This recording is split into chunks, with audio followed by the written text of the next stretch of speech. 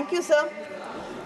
The Supreme Court of India in 1985 said, "The right to life includes the right to live with human dignity and all that goes along with it." Amartya Sen, during a discussion on Narega, said the social security arrangements like employment guarantees are crucial in protecting people from extreme deprivation. The Viksit Bharat Gramji bill, which is being brought today, takes away human dignity, and also it fails to protect the legal right of our people to work. What a shame. The Mahatma Gandhi National Rural Employment Guarantee Act now has been changed to the Viksit Bharat Guarantee for Rozgar and Ajivika Mission. Sir, just reading this vexes me. This is not a Viksit bill, Viksit Bharat. It is a vexed Bharat. Because in every bill, you try to impose Hindi and Sanskrit on people of South India, and just try, why don't you name one bill in any South Indian language? You keep saying that you care about the Indian languages. Can you tell us about one bill which you named in Tamil, Telugu, Malayalam, Kannada, Marathi, Odisha? Nothing. It is either Hindi or Sanskrit. இது வளர்ச்சி பாரதம் இல்லை, விபரீத பாரதம், வஞ்சிக்கப்படும் பாரதம். தொழிலாளர் விரோத அரசு விவசாய தொழிலாளர்களுக்கு எதிராக கொண்டு வரப்பட்டிருக்கக்கூடிய இந்த மசோதாவை நான் திராவிட முன்னேற்ற கழகத்தின் சார்பிலே முற்றிலுமாக மறுதலிக்கிறேன், எதிர்க்கிறேன். மகாத்மா காந்தி ஊரக வேலை வாய்ப்பு உறுதி திட்டம், அந்த திட்டத்தின் பேரிலேயே வேலை வாய்ப்பு உறுதி என்பது தெளிவாக சொல்லப்பட்டிருக்கிறது. ஆனா நீங்க கொண்டு வந்திருக்கக்கூடிய இந்த மசோதா, it is not demand driven, it is allocation based.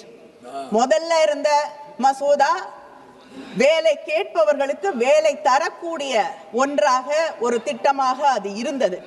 இப்பொழுது இந்த மசோதா அதிகாரத்தை கொண்டு போய் ஒன்றிய அரசாங்கத்தின் கையிலே குவிக்கக்கூடிய ஒரு மசோதாவாக மாற்றப்பட்டிருக்கிறது. You should understand, federalism is sharing power, not hoarding power. அதிகார குவிப்பு இல்லை என்பதை நீங்கள் புரிந்து கொள்ள வேண்டும். 100 நாள் வேலை திட்டம் என்பது கிராமப்புறங்களில் அதை அப்படித்தான் அழைக்கிறார்கள்.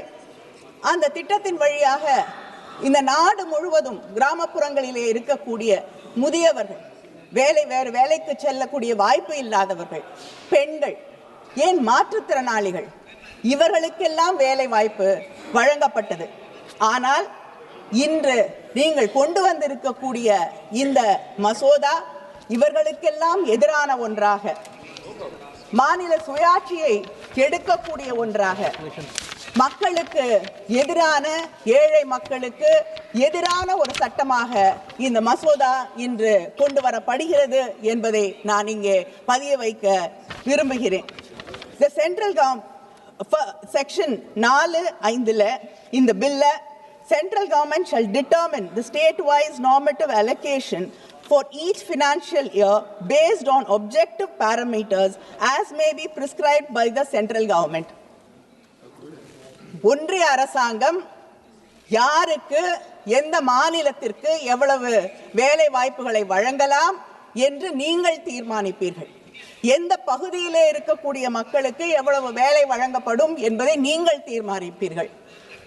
உங்களுக்கு வஉசி என்றாலே யார் என்று தெரியாது. இந்த நாட்டின் விடுதலைக்காக போராடிய செக்கிழுத்த செம்மல் யார் என்று உங்களுக்கு தெரியாது. உங்களுக்கு தமிழ்நாட்டு ஞாபகம் எப்ப வரும்? தேர்தல் வந்தால் வருவீர்கள். தேர்தல் நேரத்திலே வந்து நான் தமிழனாக பிறக்கவில்லையே என்று வருத்தப்படுகிறேன் என்று சொல்லுவீர்கள். ஆனால் அதே நேரத்திலே பீகார்ல தேர்தல் நடக்கும்போது பீகாருக்கு சென்று தமிழர்கள் பீகாரிகளுக்கு எதிரானவர்கள். ஒடிசாவில் தேர்தல் நடந்தால் தமிழர்கள் இங்கே வந்து அதிகாரத்தை பறிக்க நினைக்கிறார்கள் என்று தமிழர்களுக்கு எதிராக பேசக்கூடியவர்கள். அங்கே இப்படி எங்களுடைய மக்களை பற்றி, மாநிலங்களில் இருக்கக்கூடிய மக்களை பற்றி எந்த கவலையும் அக்கறையும் இல்லாத நீங்கள் எப்படி தமிழ்நாட்டிலே இருக்கக்கூடிய நாகப்பட்டினத்திலே அருகிலே இருக்கக்கூடிய ஒரு கிராமத்திலே, தஞ்சையிலே ஒரு கிராமத்திலே, திருநெல்வேலியிலே, நாங்குநேரியிலே, தூத்துக்குடியிலே இருக்கக்கூடிய கிராமங்களிலே இருக்கக்கூடிய மக்களுடைய தேவைகளை புரிந்து கொண்டு ஒதுக்கீடுகளை செய்வீர்கள் என்பதை எனக்கு சொல்லுங்கள். அரசு, மாநில அரசு அங்கே இருக்கக்கூடிய தேவைகளுக்கு ஏற்ப இத்தனை ஆண்டுகளாக வேலை வாய்ப்புகளை வழங்கி கொண்டிருந்தது. இன்று அந்த உரிமையையும் எங்களிடம் இருந்து பறித்து கொள்ளக்கூடிய ஒரு மசோதா, நீங்க கொண்டு வர அத்தனை மசோதாக்களிலும் மாநில உரிமைகள், மாநில சுயாட்சி என்பது அழிக்கப்படுகிறது, ஒழிக்கப்படுகிறது என்பதை நான் இங்கே பதிவு செய்கிறேன். அது மட்டும் இல்லாமல் இன்னொன்று, இங்கே இத்தனை ஆண்டுகளாக இப்ப பேசிய மௌவா அவர்கள் குறிப்பிட்டது போல இத்தனை ஆண்டுகளாக அங்கே சம்பளம் என்று நிர்ணயிக்கப்பட்டிருப்பது முழுமையாக ஒன்றிய அரசாங்கத்தால் ஏற்றுக்கொள்ளப்பட்டது. நாங்கள் கொண்டு வந்த யூபிஏ அரசாங்கம் கொண்டு வந்த திட்டத்தின் வழியாக அதுதான் செயல்படுத்தப்பட்டு வந்து கொண்டிருந்தது. ஆனால் இப்பொழுது இந்த மசோதா 60-40 என்ற அந்த விகிதத்தை மாற்றி அமைத்திருக்கிறது. இவ்வளவு நாள் கொடுக்க வேண்டிய சம்பளத்தை எந்த காலகட்டத்திலும் பிஜேபி அரசு இல்லாத, ஆட்சியில் இல்லாத மாநிலங்களில் சரியான நேரத்திற்கு வழங்காத நீங்கள், உங்களை நம்பி இப்பொழுது நீங்கள் அந்த சம்பளத்தை சரியாக வழங்குவீர்கள் என்ற எந்த நம்பிக்கையில் நாங்கள் இருக்க முடியும்? அது மட்டும் இல்லாமல் 75 பொருட்களுக்கு மட்டும் என்று இருந்தது இன்று மாற்றப்பட்டு 75% நீங்கள் வழங்குவீர்கள், மாநில அரசு 25% பொருட்களுக்கான செலவை வழங்கும் என்ற இந்த நிலையை மாற்றி இன்று முற்றிலுமாக அதை 60-40 என்று மாற்றுவதற்கான காரணம் என்ன? அது மட்டும் இல்லை, வேலை வாய்ப்புகளை ஒரு மாநில அரசாங்கம் அதிகரித்து தந்தால் அந்த செலவை நாங்களே ஏற்றுக்கொள்ள வேண்டும் என்ற ஒரு மசோதாவை கொண்டு வந்திருப்பது எப்படி நியாயமாகும் என்று கேட்கிறேன். ஏனென்றால் தொடர்ந்து மாநிலங்களுக்கு வழங்கப்படும் நிதியை நீங்கள் குறைத்து கொண்டே வந்து கொண்டிருக்கிறீர்கள். What has to be devolved to the states has been reduced. 89% இன்று 79% அது குறைக்கப்பட்டிருக்கிறது. செஸ்ஸில் இருந்து வரக்கூடிய நிதியை ஒவ்வொரு ஆண்டும் அதிகமாக எடுத்துக்கொண்டிருக்கக்கூடியவர்கள் நீங்கள். மாநிலங்களுக்கு வரவேண்டிய வருமானம் குறைக்கப்படக்கூடிய அதே நேரத்திலே செலவுகளை இங்கே இருக்கக்கூடிய அரசு அதிகரித்து கொண்டே போகக்கூடிய ஒரு சூழலை நாம் பார்த்து கொண்டிருக்கிறோம். 60-40 சொல்கிறீர்கள். நான் கேட்கிறேன், பிரதான் மந்திரி ஆவாஸ் யோஜனா, பிரதமரின் வீடு கட்டக்கூடிய திட்டம், பேரு பிரதமருடைய பேர்ல இருக்கு. ஆனா உண்மையிலேயே 61% பணத்தை, நிதியை வீடு கட்டுவதற்கு வழங்குவது மாநில அரசு. நீங்க கொடுக்கிறது 39% மட்டும்தான். பிரதான் மந்திரி மத்ஸ்ய சம்பதா யோஜனா ஒன்றிய அரசாங்கம் வழங்குவது 27%. தமிழ்நாடு அரசாங்கம் வழங்குவது 73%. முதியோர் உதவித்தொகை 1000 ரூபாய்க்கு மேலாக வழங்குவது எங்களுடைய அரசு. நீங்க கொடுக்கிறது 200 ரூபாய்.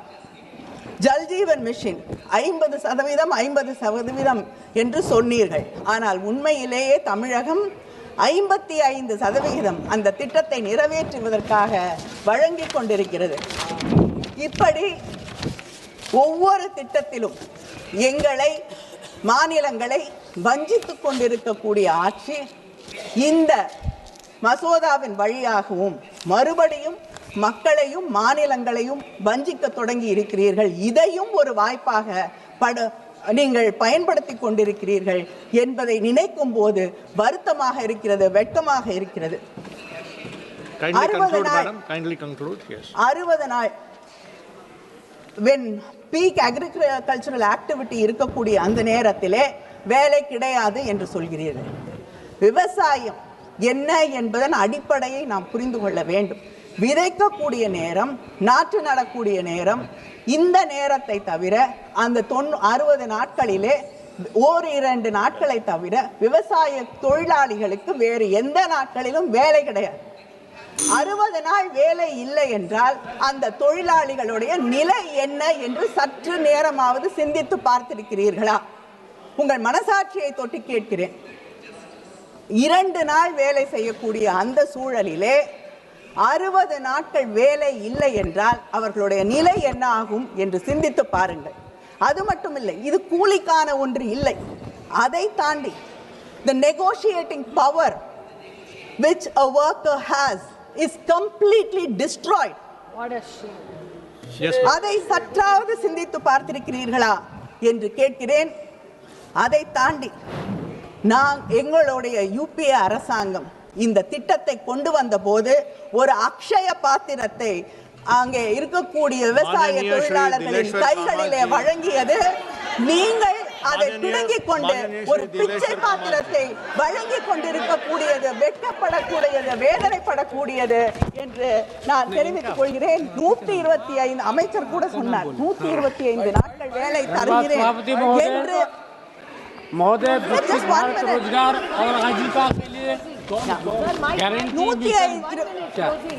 125 நாட்கள் வேலை என்று சொல்லியிருக்கிறீர்கள். உங்களுடைய நீங்க ஆட்சிக்கு வந்த பிறகு ஏதாவது ஒரு ஆண்டாவது 100 நாட்கள் வேலை எந்த மாநிலத்திலாவது வழங்கி இருக்கிறார்களா? இல்லை.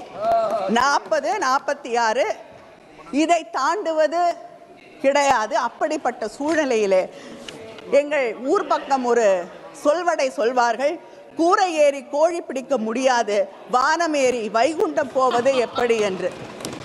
இதுதான் இங்கே இருக்கக்கூடிய நிலை.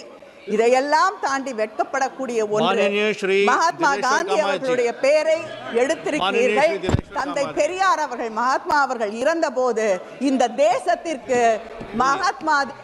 धन्यवाद सभापति महोदय।